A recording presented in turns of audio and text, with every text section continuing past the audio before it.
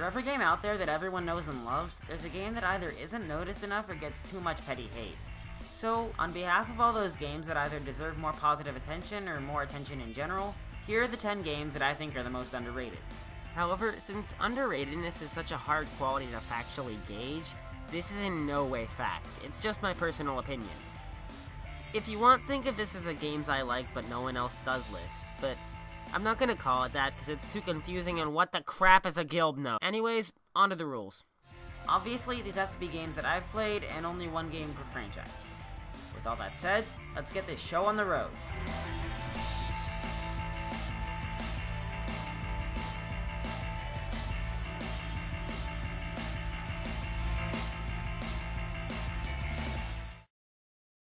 Let's start this list off with something a little more constructive. Get it? 'Cause Legos! I love Bionicle Heroes so much because of how different it tries to be from the rest of the LEGO games. There's its different style of gameplay for one. Instead of going along with how the other games play, this game decides on an over-the-shoulder shooter playstyle. You get to play as the 6 Toa Inika, each with different weapons and special abilities. Your goal is to advance at the end of the level while collecting masks, canisters, and LEGO pieces along the way. It's simple, but it's really fun and addicting. Bionicle Heroes' graphics and environments are also drastically different from the other games. Instead of the all LEGO brick environments that the others have, Bionicle Heroes is set in the natural environments of Voya Nui. The only time actual LEGO pieces are used is either in architecture or objects you can interact with, and I honestly think Voya Nui looks a lot better with natural vegetation than with LEGO plants. This game's music rocks just as much as its graphics, though. The soundtrack has a lot of good songs in it, like Hakan's Volcano, Thok's Grotto, heck, my intro theme's Avak's Dynamo. It also has a decent amount of replayability. After you complete the storyline, you can go back and get the collectible masks and Kanoka discs and canisters scattered throughout each level. You can buy objects for the Paraka playground and upgrades for your character's health, weapons, and abilities. Either way, I found myself going back to this game a lot.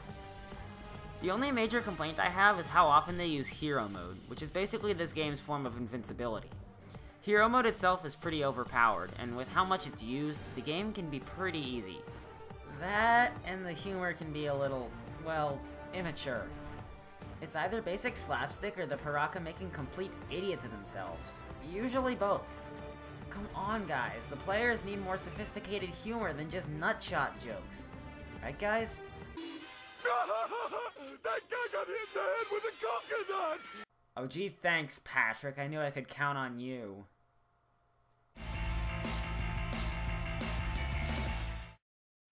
Who wants to play a game of fuzzy animal rolling around in a plastic sphere? Haha, no. Surprisingly, there's actually another game that fits those criteria.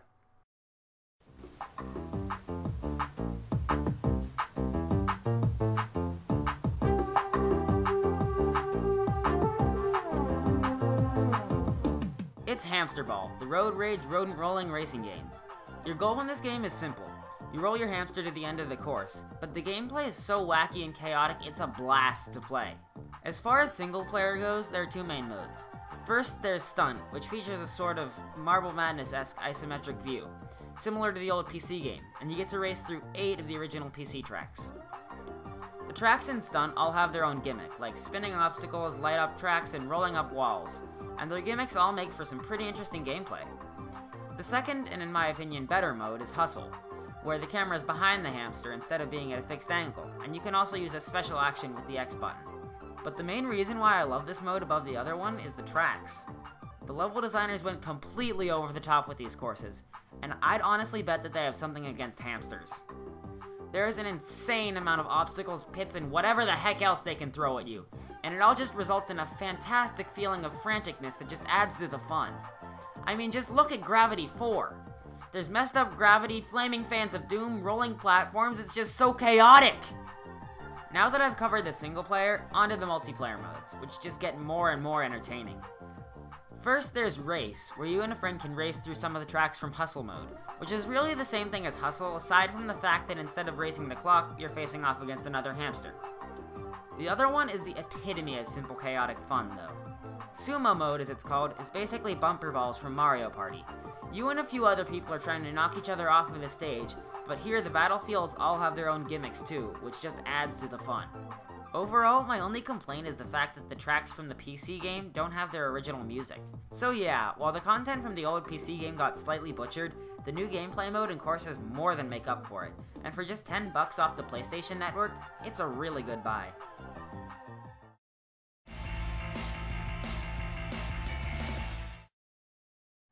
I'll bet that no one here has heard of this next one. A little game called Realm of the Mad God. Actually, I've played. Quiet, you!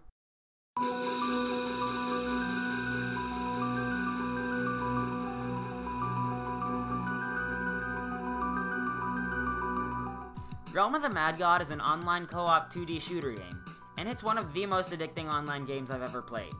The controls are really easy to understand. You move with the W, A, S, and D keys, aim and shoot with the mouse, and use your special attack with the spacebar. The gameplay is fast, crazy, and just plain fun. Your goal is basically to explore the world, level up your character, and face off against progressively more difficult monsters until you can battle Oryx the Mad God himself. If you're a fan of bullet hells, you'll absolutely love this game. At times, if you're surrounded by tons of enemies, the game will break into utter chaos, and it's all just so frantic and fun. It's enjoyable more than just the first time, though. It also has a huge amount of replay value with the different classes it has. You start off with a couple classes available, but over time, you unlock more classes, like the Rogue, Archer. Each class plays a lot differently too. Each of them has different stat layouts, and their special attacks are really varied as well. For example, the Wizard, who focuses more on all-out magic attacks, launches an explosive spell for his special move, but the Rogue, who takes a stealthier approach, becomes invisible for a short time. With all the different classes, you don't get bored with the game easily, and the chaotic, addictive gameplay keeps it exciting. The only thing that can get annoying over time is the game's music tracks. All one of them. My advice, turn the music off and listen to other music while you play, cause that one track gets old faster than Sonic the Hedgehog in an aging machine. But music aside, with its really enjoyable gameplay, surprising replayability, and great enemy choices, this game is a blast to play. And honestly, it's fantastic by online game standards.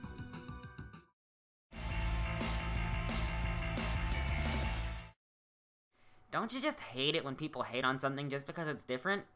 Well, this next game is a prime example of that. Kirby Canvas Curse.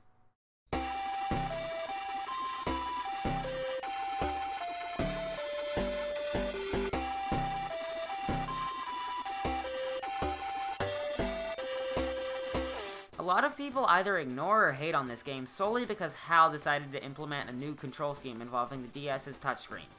Instead of moving Kirby with the D-pad like the rest of the games, Kirby has been transformed into a ball, and you have to guide him by drawing lines with your DS stylus. Instead of inhaling enemies, you can dash into them by tapping Kirby, and you get copy abilities like that too. Frankly, I think this was a very clever way of implementing the DS's touchscreen capabilities while still keeping the major copy ability mechanics that Kirby's known for. And the fact that it's different from the usual shouldn't matter if the gameplay works well. Also, all of the other aspects of the game hold up to the rest of the series standards. The story's simple, but then again, so are the other games. Basically, a witch named Drossia turned the entirety of Dreamland into a painting and Kirby into a ball. They did that before! Anyways, you play as Kirby, trying to track down and defeat Drossia and return everything back to normal. The music is definitely another one of Canvas Curse's best aspects. The soundtrack mainly consists of remixes of themes from past games, which all sound fantastic. The remixes manage to sound fresh and new, and nostalgic at the same time, especially tracks like Mad Mechanism and Ravine Road. Not to mention that they pretty much always fit the level they're in. So overall, the controls work fantastically, the story is decent, and the music is great too. So just being different isn't enough to warrant all the hate this game gets. Oh, and don't worry, this isn't the last game on the list that's hated because it's different. There's plenty more to come. Don't you just love licensed games?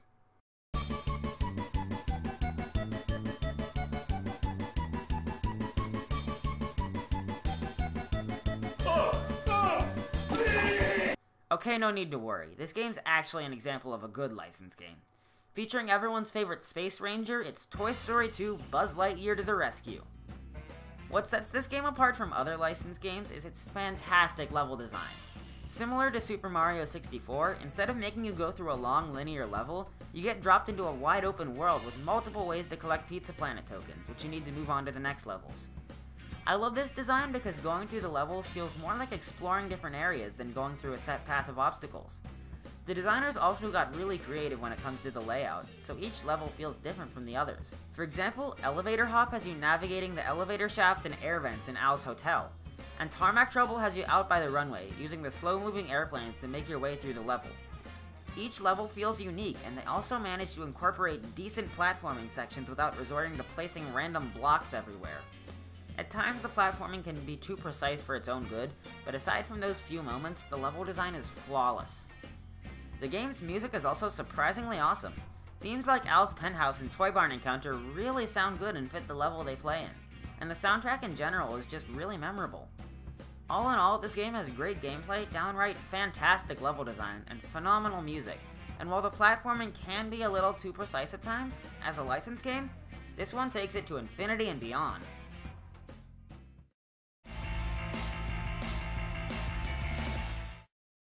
Games from the Mario series have generally gotten good reception, from the main platformers to some of his spin-offs, but there's still one Mario game that's gone relatively unnoticed.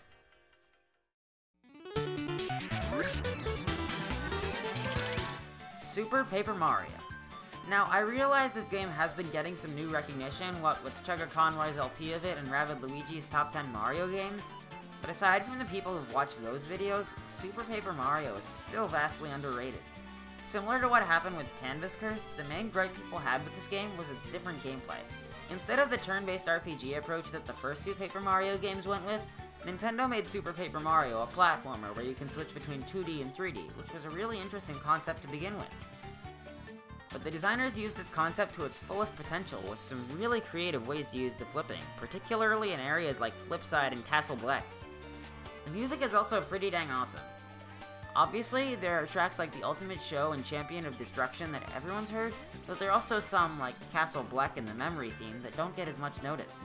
Each track fits the situation it plays in, and the soundtrack as a whole just sounds awesome. But if you've played this game, you know what its real strong point is. Its phenomenal story.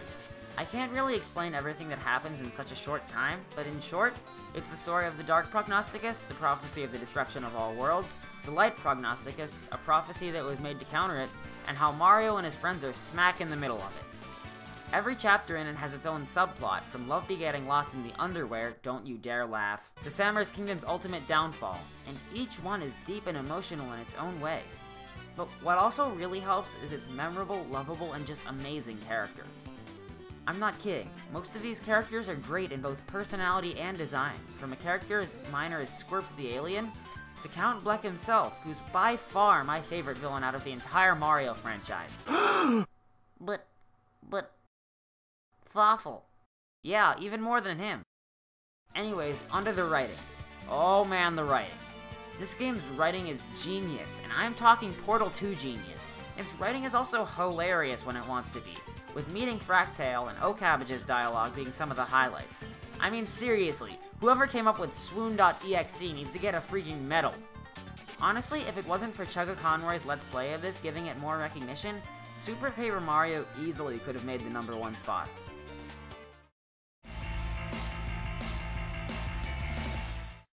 A while back, there was a game released for the Nintendo DS called Fossil Fighters, where you battle people using revived fossils called Vivosaurs. There's an awesome position-based battle system that's very similar to a ramped-up rotation battle from Pokemon, and you also revive fossils by cleaning them off. The story's alright too. In general, aside from the great battle mechanics, this game's okay. But I heard there was a sequel out there somewhere. Huh. I wonder what it's like. Holy sh... Fossil Fighters Champions takes the basics that were laid out by the original, the Vivosaurs, the moves, the story, even the mechanics, and made it all so much bigger. In addition to the original Vivosaurs with the first game, Champions gives you 63 regular new Vivosaurs and 30 Super Evolvers, which makes for a total of 93 new Vivosaurs to use. The battle mechanics only have minor adjustments, but hey, if it ain't broke, don't fix it. The mechanics that the game improved a ton on is fossil reviving. In addition to the regular fossil rocks and jewel rocks, they've added a couple special kinds of fossils, like dark fossil rocks, curious fossil rocks, and... Great Scott, how am I supposed to clean all of that? You can also dig up gold and super fossils, which you can use to evolve your Vivosaurs. The The story is also really awesome. Without spoiling anything, the game has a huge twist in the middle of it that turns the entire story onto its head. But yeah, this game is a fresh new experience when it comes to monster catching RPGs, and with a fantastic battle system, surprisingly high quality story, and graphics and music that are really good for the Nintendo DS, when it comes to quality, this gem really does need to be unearthed. It was a fossil joke.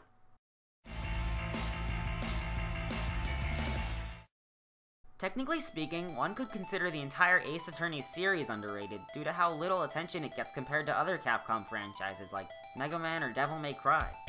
On the other hand though, the people who've played Ace Attorney games generally give them good responses. With one exception.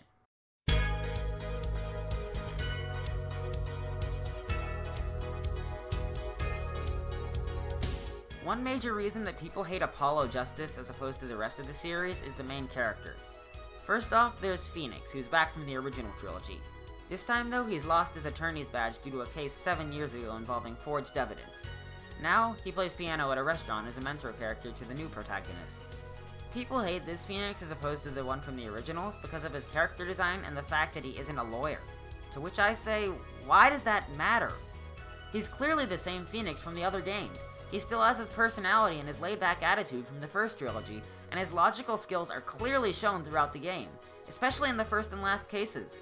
So what if he plays the piano now? So what if he's wearing a hoodie? A change in clothes is too petty of a difference to warrant all of the hate this game gets. Up next on the chopping block is Apollo, a novice attorney who acts as the new protagonist. A ton of people bash on him simply because they think he's stealing the spotlight from Phoenix. So what if he isn't Phoenix? He's still a great character in his own right, so the fact that he's different shouldn't mean anything. Now that the characters are out of the way, onto the gameplay. In addition to the regular press and present shtick that Ace Attorney is known for, Apollo Justice has new mechanics in the courtroom. Using Apollo's bracelet, you can perceive the witness's nervous habits and expose them to the court. This mechanic's really interesting because it tests how observant you are with the witness's behavior, and you have to keep track of both of what they're saying and how they're acting. The plot is also really awesome. There are tons of new characters introduced, and there are also a bunch of returning ones. The cases all connect to one another, and the last case in particular blows your mind more times than Sonic 06 has plot holes. And its soundtrack definitely stands up to the rest of the Ace Attorney series. Tunes like Objection 2007, Questioning Allegro 2007, and Guilty Love especially stand out, and there really aren't that many unmemorable songs. Honestly, Apollo Justice has every good quality that the rest of the series has. Fantastic story, really interesting cases, and phenomenal music. And it even improved on the gameplay with the new bracelet mechanic. So a different cast of characters really isn't enough to merit all the hate that this game gets. So, to all the Apollo haters out there, here's one big OBJECTION!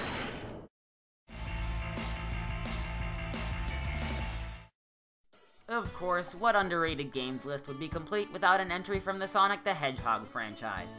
The question is, which game is it? Sonic Riders, Sonic and the Secret Rings, Sonic 06? No, God! No, God, please, no! No! Okay, jeez, it was just a joke. Anyways, which one is it? Well, look at my username. What the heck do you think it is?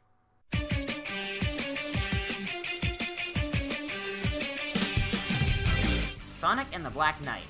This game is a perfect example of how the majority of the Sonic fanbase can be pretty dang fickle. Sonic and the Black Knight is hated mainly because of the different gameplay style. Instead of the usual free-roaming 3D style that the majority of the Sonic series has, this game has a sort of on-rail style, similar to Sonic and the Secret Rings. Unlike Secret Rings though, this one controls relatively well, using the nunchuck's joystick to move instead of tilting the Wii remote.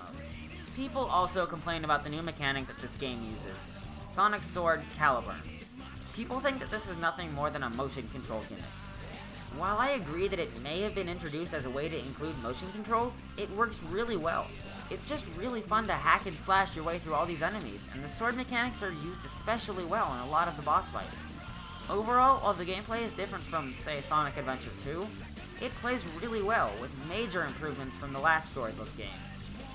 The graphics are also really good for the Wii. Levels like Crystal Cave, Molten Mine, and the Cauldron all look great, and the environments are all pretty memorable. And the music. I'd have to say that this game's soundtrack is the best out of the entire Sonic franchise. No, seriously, just listen to some of these songs. Not to mention that there are 4 new Crush 40 songs thanks to this game. Night of the Wind, Fight the Night, Through the Fire, and Live Life. That is just a crap ton of awesome. All in all, I don't see why everyone hates this game. It plays really well, looks great, has a decent story, and had a phenomenal soundtrack. Oh well, this is the Sonic fanbase we're talking about. Now, before we move on to number 1, here's the recap. Number 10, Bionicle Heroes. Number 9, Hamster Ball. Number 8, Realm of the Mad God. Number 7, Kirby Canvas Curse. Number 6, Toy Story 2 Buzz Lightyear to the Rescue. Number 5, Super Paper Mario. Number 4, Fossil Fighters Champions. Number 3, Apollo Justice Ace Attorney. And number 2, Sonic and the Black Knight.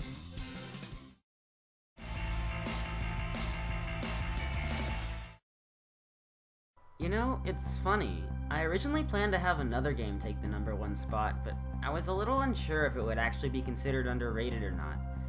I went along with it for a while, but while I was on vacation, I found a little game at the App Store. And let's just say that the old number 1 didn't stand a ghost of a chance.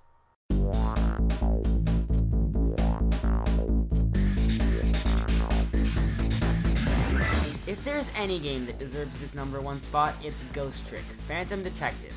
No matter what aspect you look at, story, gameplay, aesthetics, music, this game gets it right.